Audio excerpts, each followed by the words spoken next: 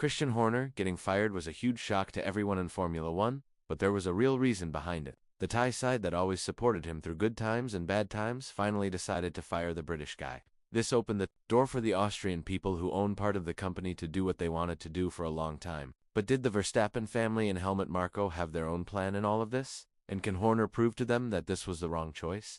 The big surprise that Red Bull caused by firing Horner right away is something we need more time to understand. It's one thing to get fired at the end of the season, but firing someone immediately gives us a lot to talk about. For example, Christian must have done something really wrong for the team to not want him as team boss for even one more race in 2025. And the reason for this is actually pretty simple. There was a change in who owns Red Bull, as you already know. There are two sides to the story, the Thai side and the Austrian side. Before this happened, Chalarm Uvidia, the man who owns 2% of Red Bull shares, gave his complete support to Horner. And since this side owned 51% of the shares in Red Bull, it meant that the Austrian side couldn't do anything without their permission first. But on May 20th, Chalarm moved his entire 2% of shares to a trust company in Geneva. Now you're probably asking yourself, how does a man with only 2% of shares decide Horner's future? When Red Bull was started, it was a partnership between the now-dead Dietrich Mateschitz and Chileo Uvedia, who each owned 49% of the company. The remaining 2% went to Chileo's oldest son Chalarm, and that's why the Thai side always had 51% of the shares. However, now that this advantage has been lost, Chalarm doesn't own any shares in Red Bull directly, and it was the perfect situation for the Austrian side to do what they thought would be best. Ever since the internal fighting started, just because Chalarm supported Horner, it doesn't automatically mean that everyone in the company was standing next to Christian. Actually, the opposite was true. The Verstappen family and Helmut Marko constantly asked the Austrian side to get rid of Horner in whatever way possible, and now everything fell into place without them actually having to do anything sneaky. Of course, the Uvidia family still owns 49% of the Red Bull shares. It's just that they are no longer the majority owners as we speak.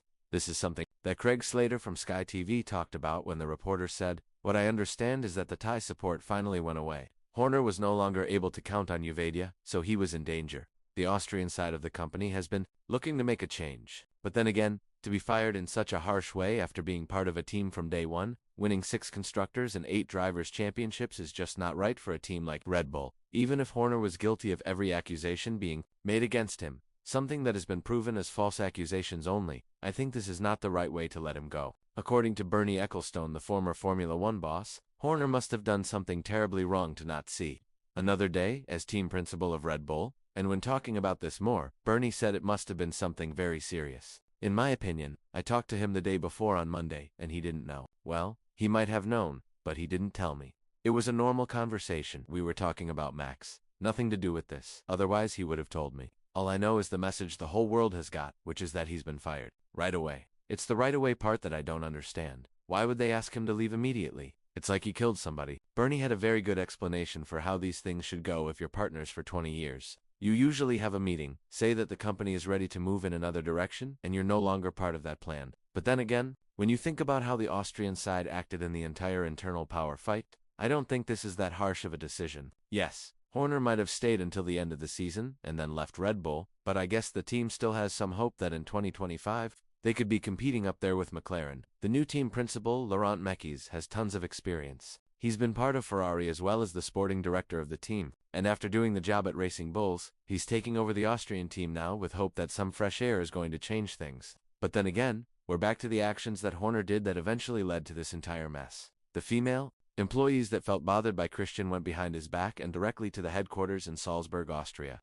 The executives didn't even want to have a chat with Horner about what happened. They started an immediate outside investigation so that there won't be any internal interference that could mess up the result and hide the truth under the carpet. And according to Ecclestone, who is a very close friend of Horner, the British guy was an idiot for seeing his career be ruined because of his actions. Adding on to this more, Bernie said this business that he got involved with, he was just an idiot. He was a 50-year-old who thought he was 20 and thought he was one of the boys. I often wonder when these situations happen, why if the girl is so upset with someone hitting on them, they don't just say, "Oh, stop it." It would probably have been better if they had said, "Come in, Christian, sit down." But the bottom line is that there are people there who thought he was getting away with things and that he was acting as if it was not the Red Bull team but the Christian Horner team. And this is exactly why we need to return to the words that have been said by Jos Verstappen. Yes, many of us call him a complainer and a creator of drama when there isn't any particular need for it. The father of the 4-time world champion said loud and clear, if Horner remains in his position, the team will fall apart as we know it. It seems like he was right, because senior people like Wheatley, Newey, and Cordina all left, and none of this was enough for Horner to lose his job. Now that Max's future is hanging in the air, this is where Red Bull has drawn the red line. There is no more playing around, because if it weren't for the Dutch guy, I don't even think Red Bull would have had what it takes to fight in the midfield. Be that as it may, Horner won't leave the team with empty pockets. Of course, it's not about the money for him, but it's a nice payment that would put him in a good financial position in case he struggles to find another job as a team principal. Since he had more than 5 years left on his existing contract, Red Bull has to pay him more than £50 million. And what this goes to show is that the company was ready to get rid of him no matter the cost. So, as Ecclestone said, it must be truly something extremely bad that he did, dating all the way back to the WhatsApp messages at the beginning of the 2024 season that put Horner in this position. What does the future hold for Christian at this point in time? Well, there are a couple of teams that would be very interested in bringing him on board and then making the most out of his skills. Alpine is one of them, and with the Mercedes-backed engines from 2026 onwards, Horner could make a massive impact on the team's rebuild. We've seen that the Enstone-based team doesn't really have a clear direction as to what they should be doing with their own staff. And with the second seat being very questionable, Horner could help in solving this problem and see Alpine finally be in the midfield or maybe even more. Ferrari could take a gamble and head in a new direction as well. The situation with Fred Vasseur is becoming more and more questionable by the day. And although there are talks that he and Ferrari are working on continuing the partnership for the future, Elkann and Vigna are not really happy with the decisions that their team is making.